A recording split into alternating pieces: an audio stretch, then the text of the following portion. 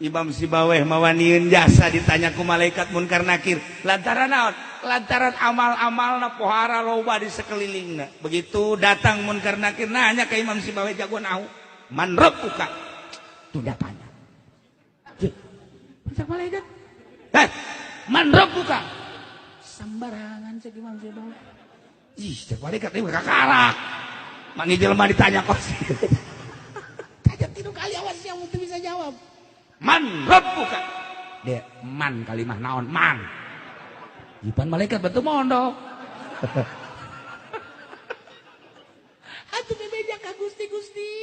aya hamba Gusti ditanya man rabbuka nanya deui ka kula nanya kumaha nanya man rabbuka teh mana man kalimah naon atuh lain dijawab